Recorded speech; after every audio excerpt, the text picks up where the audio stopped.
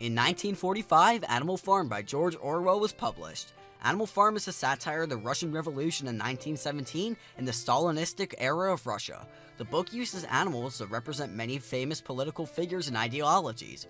When the book was originally trying to be published, World War II was still going on. The alliance with the Soviet Union, Russia, led to the book being delayed. Even with the delay, Animal Farm went on to sell millions of units around the world and is often revered as a classic.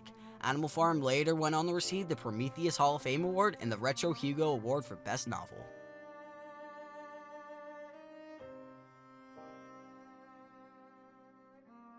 Eric Arthur Blair, or better known as George Orwell, was born on June 25, 1903 in Bengal, India. Orwell's unique writing style often pointed out injustices and supported democratic socialism.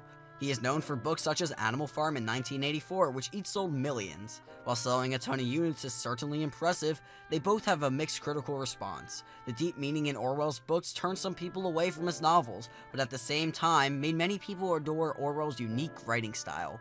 This led to a ton of Orwell's books still being talked and reviewed today by critics and readers alike.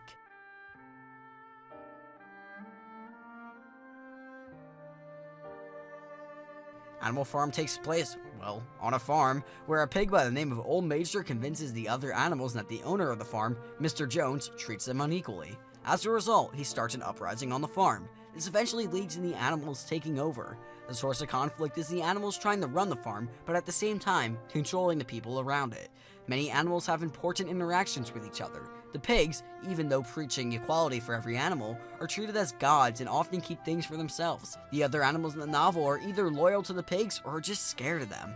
This leads to the conflict between the characters and deep political meaning.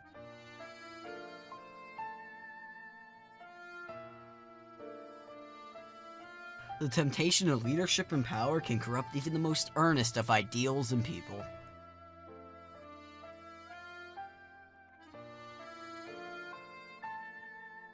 I went into Animal Farm by George Orwell expecting another mediocre at best, quote-unquote classic, but came out surprisingly shocked with its clever writing and basic, but at the same time, complex story. To me, the best part of Animal Farm is the use of animals to represent political figures. If you have any understanding of the issues of the Stalin era of the Soviet Union, you'll probably find some enjoyment in the novel. But at the same time, it's basic enough that even if you don't know anything, the main ideas still remain. This creates a perfect blend of storytelling that is rare to see. Overall, Animal Farm is surprisingly good and still holds up today with its witty style. In Animal Farm, George Orwell uses the setting, conflict, and characterization to convey the theme.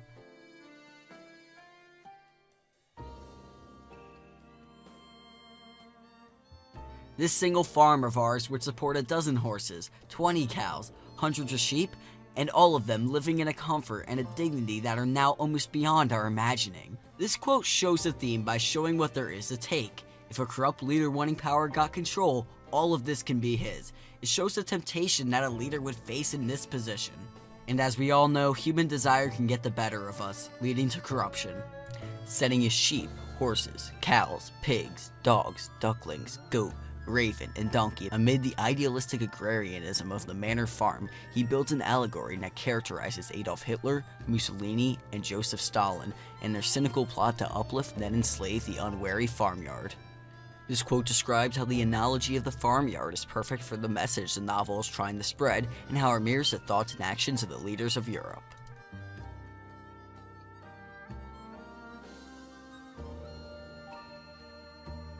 Orwell uses the role of revolution in creating a snowballing chain of violence and treachery.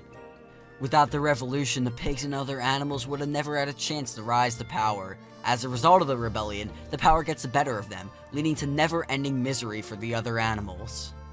Jones and his men suddenly found themselves being butted and kicked from all sides. The situation was quite out of their control. Again, this is the turning point of the novel. After the animals beat up Mr. Jones, they have control over the farm, which leads to the rise of the dictator-like leaders.